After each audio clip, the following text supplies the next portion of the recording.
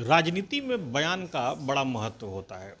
कब कौन बयान राजनीतिक सियापा का रूप ले ले ये कोई नहीं जानता। राज्य सरकार के वरिष्ठ मंत्री अशोक चौधरी का एक बयान आया और प्रदेश की राजनीति में बवंडर मच गया। हमारे साथ जदयू के एमएलसी सह मुख्य प्रवक्ता नीरज कुमार सिंह हैं। हम उनसे ये जानेंगे कि इस बयान की प्रासंगिकता क्या थी। नीरज जी, अशोक चौधरी एक वरिष्ठ मंत्री हैं, आपकी पार्टी के वरिष्ठ नेता हैं, उनका ये बयान आया, क्या ये प्रासंगिक था? मान न मान मैं तेरा मेहमान, न उस जिला के इस संगठन के प्रभारी हैं, न उस जिला से इनका कोई लेना देना नहीं है। तब मान न मान मैं तेरा मेहमान भाषण देने पहुंच गए। अरे भाई, पार्टी के प्रदेश अध्यक्ष है, पार्टी के जिला अध्यक्ष है, पार्टी के हमारे चुनाव प्रभारी वहाँ भगवान सिंह कुशवाहा जो माननीय विधान पार्षद हैं, आपकी भूमिका क्या थी वहाँ? क्या औचित्य था इसका? और परिस्थिति के अनुसार कोई वोट देता है या नहीं देता है, इसका मतलब है उसके प्रति हम सामाजिक घृणा का भाव फैलाएंगे। राजनीतिक घृणा, विकास के मामले में घृणा, इसका मतलब जो हमको वोट नहीं देगा उसके घर में बिजली का कनेक्शन नहीं पहुंचना चाहिए, उसकी गली नहीं बनेगी।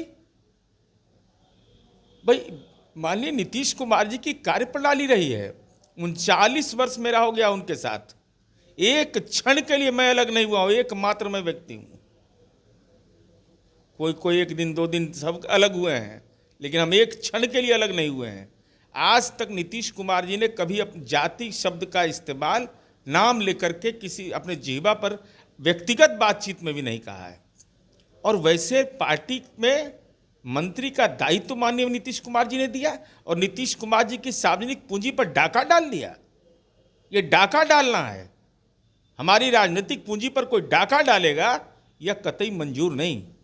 अशोक जी ने ये बयान दिया, क्या ऐसे कारण थे? क्योंकि न चुनाव, लोकसभा चुनाव खत्म हो चुके हैं, विधानसभा चुनाव आने में यद्यपि अभी वक्त है, तो ऐसा क्या? भीड़ भाड़ लगाने का एक आदत होता है कि कटिहार के चुनाव प्रभारी थे, दुलालचंद गोस्वामी हमारा 40,000 से बेचारे हार गए, तो उसके बारे में नहीं बोलेंगे कि हम कई दिन रहे। इस समस्तीपुर में इनको ज्ञान बाँच रहे थे, पार्टी लड़ रही थी चुनाव, वहाँ पार्टी ने जिम्मा वहाँ लगाया था। अरे, जो नीतीश कुमार जी को नेता मानेगा वो अपने परिवार की चिंता करेगा जी। हम लोग अपने परिवार की चिंता किए, अपने परिवार के हितों की कुर्बानी किया है ना। इस पार्टी को बनाने में हमारे कार्यकर्ताओं ने बलि दी है, अपनी बलि, हत्या हुआ उनका कार्यकर्ताओं का। आज उस पीड़ित परिवार भी नीतीश कुमार जी को आज भी नेता मानता है।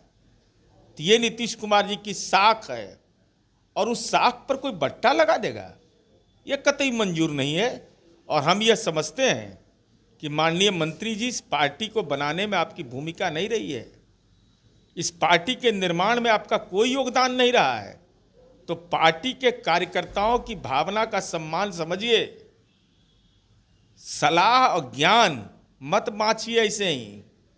एक अंतिम सवाल रहेगा, उनका बयान आया और आपने इतनी सारी बातें कही और आपने बताया भी, तथ्यों को भी रखा, पार्टी कोई स्टेप उठाएगी उनको लेकर के?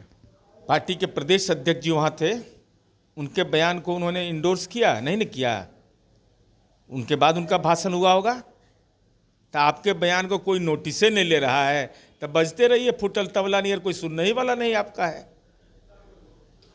तो बात जुबान से और तीर कमान से ये जब निकल जाती है तो वापस नहीं आती, लेकिन असर दूर तक छोड़ जाती है।